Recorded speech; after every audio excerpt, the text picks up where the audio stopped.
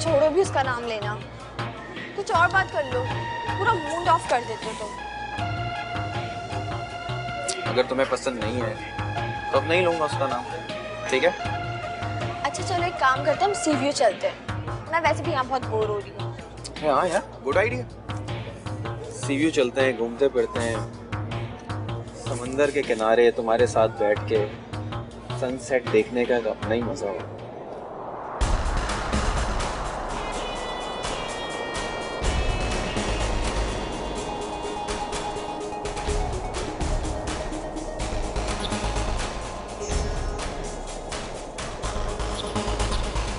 क्यों ना? आसिफ तुम यहाँ और इसके साथ? मैं कहीं पे भी रहूं, किसी से भी मिलूं, तुम्हारा क्या ताल्लुक? तुम्हें इससे क्या मतलब? मुझे तुमसे मतलब हो, अल्लाह ना करे।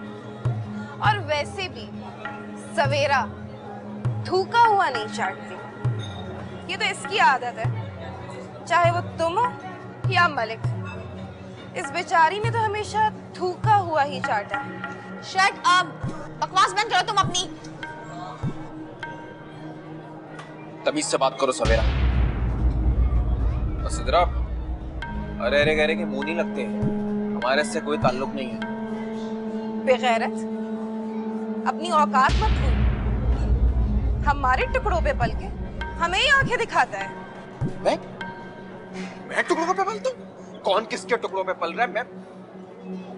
कौन किसके टुकड़ों पे पलता है ना, ये मैं तुझे बहुत अच्छी तरीके से बता सकता हूँ। पब्लिक प्लेस में बैठा हूँ, तुम्हारे मुंह नहीं लगना चाहता, दफा हो यहाँ से। ये कहती है कि मैं इसके टुकड़ों पे पल रहा हूँ। छोड़े ना आप भी, आपको नहीं पता उसकी आदत।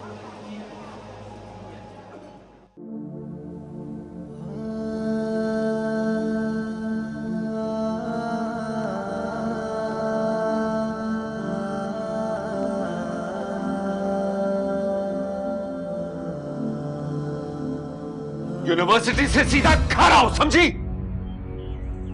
कोई जरूरत नहीं है इधर उधर जाने की। यूनिवर्सिटी से सीधा घर, और किसी को लेकर जाया करो साथ। असफर, तुम बीच में मत बोलो, ये मेरा और इसका मसला है। उम्मीद है तुम्हें मेरी बात समझ आ गई होगी, और अगर नहीं आई तो एक और बार सुन लो, यूनिवर्सिटी से सीधा घर, समझी?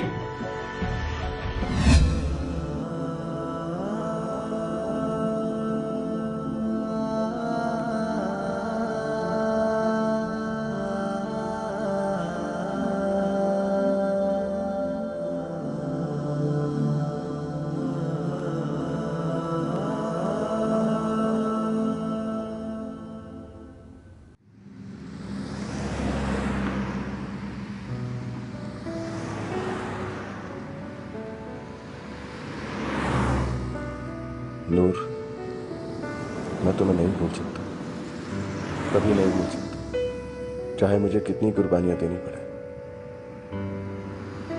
मैं तुम्हें हासिल करके रहूंगा। बेगैरत आदमी, एक बहन को तलाक देके दूसरी बहन के साथ घूम रहा है। दिल में चोर था ना मामा, तभी तो घर नहीं आया। उसके साथ वहां पे रंगरलियां मना रहा है। शर्म आनी चाहिए। वो तो शुक्र है मैंने अचानक देख लिया तो मुझे पता चल गया उनके करतूतों का। लेकिन मामा सबसे बड़ा कसूर तो मेरी सगी बहन का है। ऐसे बंदे के साथ घूम रही जिसने उसकी बहन के साथ ये सलूक किया। शर्म नहीं आई मेरी बहन को। लेकिन मैंने भी खूब बदला लिया, दिमाग दुरुस्त करके आई हूं उन लोगों का। घटिया कहीं के, शर्म नहीं आती। अच्छा बस बस सवेरा बस, इतना हाइपर होने की जरूरत नहीं है। सिद्रा अगर उसके साथ घूम रही है तो क्या हुआ भाई, तुम्हारे शौहर होने से पहले वो उसका कजिन भी तो है। मामा आप साइड ले रही हो उनकी? साइड नहीं ले रही, मामला की नजाकत समझा रही हूँ तुम्हें। मत भूलो कि हम आसिफ के घर में रहते हैं, हमारे पास तो सर छुपाने का ठिकाना तक नहीं है। घर के सारे अखराजात वो पूरे करता है। मैं क्या कमाती हूँ? तो क्या करूं मैं? हाथ जोड़ के कदमों में बैठ जाऊं उसके, गुलामी करूं उसकी? ऐसा कुछ ना करो, उसके पीछे ना पड़ो। उसका जो जी चाहता है उसे करने दो। वो बाख्तियार है, अपनी मर्जी का मालिक है। जिसके साथ उसका जी चाहता है उसे घूमने दो। एक बात कान खोल कर सुन लेना, खबरदार जो तुमने आइंदा उससे झगड़ा किया है।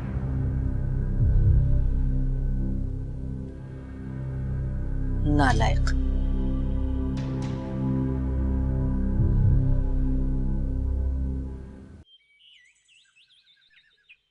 अरे फरीदा, मैं तो कहती हूँ सोचने में ज्यादा टाइम ना लगाओ, रिश्ता बहुत अच्छा है। देखो भाई, लड़के की पहली बीवी मर चुकी है, बच्चा उसका कोई नहीं है, 2 बहनें हैं और माँ है, अच्छे समझे हुए सुलझे हुए लोग हैं, और फिर हमारी फाखरा को वो देखते ही पसंद कर लेंगे। उन्हें ऐसी ही लड़की चाहिए, इधर तुम हाँ करो, उधर रिश्ता पक्का करें। अरे फरीदा, कैसे हाँ कर दूं? अभी ना मैंने फैजान से बात की, ना फायजा से जिक्र किया, और फिर मेरी फाखरा, वो कोई नन्ही बच्ची या नासमझ लड़की तो है नहीं, उसकी पसंद नापसंद भी तो देखूंगी ना। ठीक है, तुम दोनों से मशवरा कर लो, फिर मुझे बता देना। मगर देखो, सोचने में ज्यादा टाइम न लगाना, यहाँ रिश्तों की लाइन लगी हुई है, एक एक घर में कई कई लड़कियां हैं। ठीक है, ऐसे कामों में ज्यादा देर नहीं लगानी चाहिए। अच्छा सुनो, वो राबिया बाजी कैसी है? आईसीयू से बाहर निकली? आईसीयू से तो बाहर नहीं आई, मगर खतरे से बाहर है। वो रिश्ता तो तुम पक्का ही समझो, इस रिश्ते पे गौर करो, दोनों लड़कियों की शादी इकट्ठा करो। सचमुच फरीदा, दिल तो मेरा भी ये चाहता है कि मैं दोनों बच्चियों के फर्ज से एक साथ ही निमट जाऊं। बाकी भाई जो अल्लाह की मर्जी, जो उसको मंजूर होगा वो होगा। हाँ फरीदा, होता तो वही है जो अल्लाह ताला चाहते हैं, मगर इंसान कोशिश ही करता है ना। और देखो भाई, फायजा और फाखरा के लिए मैं दिल से कोशिश कर रही हूँ। एहसान है तुम्हारा फरीदा मुझ पर। अरे बहन, एहसान कैसा? बहन कहा है ना तुम्हें, तो बहन बनकर दिखा रही हूँ, एहसान कैसा? इसी बात पे बिस्कुट खा। चलो मैं खाती हूँ बिस्किट, तुम चाय पियो। मक्खियाँ इतनी आ गई, तुम भी ना पियो।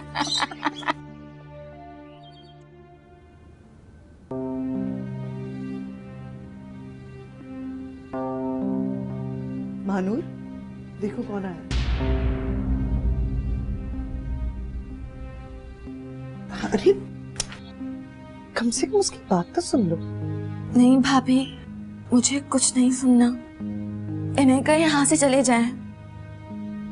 अगर भैया आकर तो जो मेरा रहा सा एतमाद है वो भी उनकी नजरों में खत्म हो जाएगा। मनोर, सिर्फ 5 मिनट प्लीज। 1 मिनट भी नहीं। मेरे लिए मेरी मोहब्बत से बढ़कर भैया का वो एतमाद है जो वो मुझ पे करते हैं। अगर उनकी इसमें कोई खुशी नहीं तो ऐसी हजारों मोहब्बतें मैं उन पे कुर्बान कर सकती हूँ। मानूर, तुम्हारे भैया भी गुस्से में हैं। उन्हें तुम दोनों के रिश्ते पे कोई एतराज नहीं है। आजकल बिजनेस की कोई टेंशन है, इसीलिए उन्हें सब कुछ बुरा लग रहा है, वरना उन्होंने मुझसे खुद कहा था कि वो खुश हैं। मनोर, मैं चला जाऊंगा यहाँ से, और तब तक नहीं आऊंगा जब तक भाई मुझे खुद लेकर नहीं आएंगे यहाँ पे। मगर प्लीज 5 मिनट के लिए मेरी बात तो सुन। मैं भी आपकी उसी वक्त बात सुनूंगी जब भैया आपको खुद बुलाएंगे।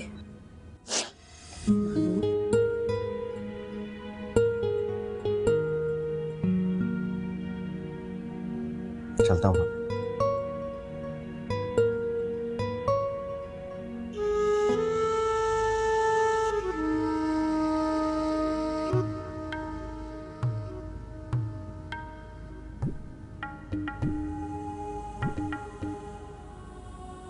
मामा, वो तो हाथ से निकल ही गया था समझे। शुक्र है कि मैंने उस दिन उसे देख लिया। सरवत बड़ी खबीस लड़की निकली, उसने उसे फांसने के लिए हर तरह से तैयारी कर ली थी, और वो आपका आसिफ, वो भी उस पे फिदा हो गए। हाँ, क्यों ना होता, आखिर सरवत है भी तो इतनी प्यारी। लेकिन मैं भी कुछ कम नहीं हूँ, मैंने बर वक्त फैसला करके आसिफ से मिलना दोबारा शुरू कर दिया। और अगर मैं उससे ना मिलती मामा, तो वो सरवत से शादी करके उसे तुर्की ले जाता, और शादी के बाद ये फ्लैट भी हमारा ना रहता। क्या कह रही हो तुम सिद्रा? मैं बिल्कुल ठीक कह रही हूँ मामा। आज हम फुटपाथ पर होते, ना आसिफ की कमाई में से हमें कोई हिस्सा मिलता और ना ये घर रहता। फिर सोचा हमारा क्या होता मामा। इसी बात का मुझे डर था कि अगर आसिफ ने किसी ऐसी लड़की से शादी कर ली तो हम तो दरबदर हो जाएंगे। मेरी तो आमदनी बड़ी कलील सी है, अरे उसमें हम ये ठाट बाट कैसे चलाते। इसीलिए मैंने उसकी शादी सवेरा से की थी, लेकिन कमबख्त ने 1 साल भी शादी नहीं चलने दी। और अब भी वो बेचारा आसिफ जब मैं जितने पैसे मांग लेती हूँ मुझे दे देता है बगैर किसी सवाल किए। और अब तो मुझे ये खौफ लगा रहता है कि कहीं आसिफ किसी ऐसी लड़की से शादी न कर ले कि वो आके हमें इस घर से ही ना निकाल दे। और मामा आपको पता है सवेरा ने उसकी कितनी इंसल्ट की है। कहने लगी अपनी औकात मत भूलो, हमारे ही टुकड़ों पे पलने वाले हम ही को आके दिखा रहे हो। क्या सवेरा ऐसा कह रही थी? अरे ये लड़की हमें बर्बाद करने पे तुली हुई है। अरे बच्चे, तू कम से कम आसिफ को अपनी मुट्ठी में कर ले तो हम तो बर्बाद होने से बच जाएं। क्या क्या हो गया है मामा? मैं बिन शादियों के झमेलों में बिल्कुल फंसना नहीं चाहती। और आप अच्छी तरह से जानती हैं कि यजदानी इस वक्त मेरी मुट्ठी में, और आसिफ और यजदानी में जमीन आसमान का फर्क है। वो ऐसे ना 10 आसिफ खरीद सकता है। उससे कौन सी तुझे जायदाद मिलनी है, या तू कौन सी उसकी बीवी है जो सारा कुछ तेरे नाम कर देगा? आसिफ को अपनी मुट्ठी में कर, कम से कम ये जायदाद तो हमारे नाम हो जाए पगली। अच्छा, तो मैं आप दोनों के ऐशो आराम के लिए अपनी जिंदगी दांव पे लगा दूं? हरगिज नहीं। अच्छा डोंट वरी मामा, यजदानी को एक बार आने दे, उसके बाद मेरा उससे निकाह हो जाएगा। उस बुड्ढे से? 70 साल का वो बुड्ढा है, और कितने अरसे जिएगा। और वैसे भी वो मुझे बता चुका है कि उसने अपनी जायदाद में से अपने बच्चों का हिस्सा दे दिया है, और बाकी बची कुची जायदाद उसकी, और उसके मरने के बाद मेरी। जी, निकाह के बाद ऐसे 10 अपार्टमेंट मैं आपके नाम कर दूंगी, आप फिक्र ना करें मामा। अरे वाह सिद्रा, तू तो बड़ी तेज हो गई है, हैं? भाई वाह। बस यजदानी के आने से पहले पहले मैं आसिफ को अपने काबू में रखूंगी, ये मैं प्रॉमिस करती हूँ आपसे। लेकिन आसिफ की भी किसी अच्छी सी लड़की को देख के उससे शादी करवा दीजिएगा, ये जिम्मेदारी आपकी होगी मामा। ठीक है, मगर तू उसे एक बार घर तो ला। डोंट वरी मामा, वो भी आ जाएगा, देख लीजिएगा आप। अरे वाह मेरी बच्ची, तू तो बिल्कुल मेरे नक्शे कदम पे चल रही है। मेरे सदके जाओ। हमें ये बिल्कुल मुनासिब नहीं है, आप ऐसा सोचें भी। आप ही क्या सोचेंगे? क्या वो हम पे बोझ बन गई हैं और हम उनकी शादी किसी शादीशुदा इंसान के साथ करें? और वैसे भी अम्मी, हम एक बार पहले भी धोखा खा चुके हैं। कहीं ऐसा ना हो कि वो शादीशुदा हो, उसके बच्चे हों, उसकी बीवी मरी ना हो, उसने तलाक दी हो। ऐसे बहुत से सवाल आते हैं जिसके जवाब हमें लेने होंगे, और जरूरी नहीं है कि जो जवाब हमें मिले वो सही भी हो। फायजा ठीक कह रही है, आप उन लोगों को मना कर दो। ठीक, मना कर दूंगी मैंने उनको यही कहा था कि मैं पहले मशवरा करूं फिर आपको जवाब दूंगी।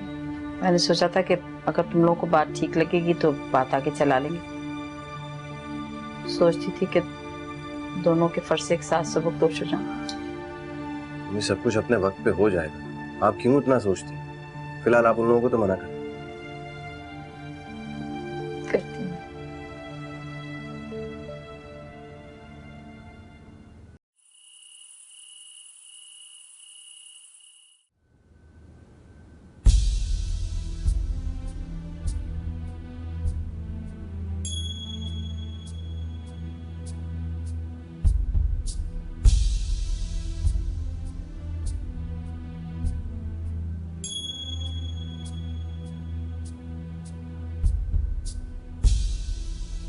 अब क्या होगा? फैजान की मोहब्बत गवाए भी अगर भैया की बदगुमानी दूर ना कर पाई। मैंने तो कभी नहीं सोचा था कि भैया को दुख दूं या खुदा न खास्ता उनकी इज्जत को पामाल करूं।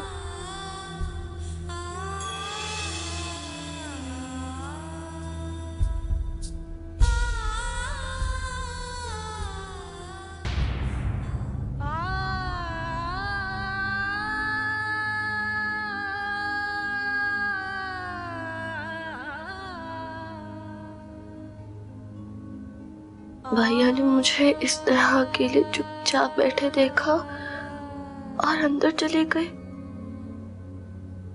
ऐसा पहले कभी नहीं हुआ। वो तो मेरी जरा सी उदासी से तड़प जाया करते थे। भैया अब मुझसे नफरत करने लगे हैं। हाँ, तभी उन्हें अब मेरी कोई परवाह नहीं रही। क्या मैं भैया की मोहब्बत खो के जिंदा रह सकती हूँ? नहीं, मैं मर जाऊंगी। प्लीज भैया ऐसा ना करें, ऐसा ना करें।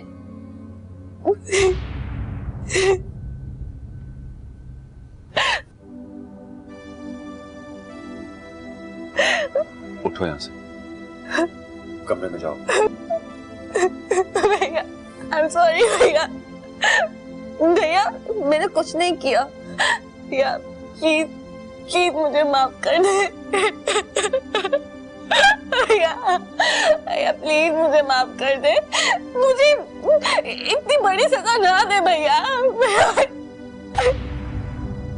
भैया, भैया प्लीज, भैया मुझे। ना ही मैंने तुमसे कोई सवाल किया है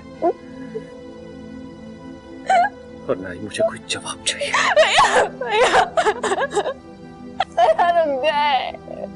भैया, भैया आप मुझे जैसा कहेंगे, जो कहेंगे वो मैं करूंगी। भैया प्लीज, भैया आपको खुदा का वास्ता है। भैया आपको खुदा का वास्ता है, मुझे यूं नाराज ना रहे। मैं रह नहीं पाऊंगी। भैया मैं जिंदा नहीं रह सकूंगी। भैया प्लीज, भैया प्लीज, भैया प्लीज मुझे नाराज ना हो। भैया मैं जिंदा नहीं रह सकूंगी। भैया प्लीज, भैया प्लीज।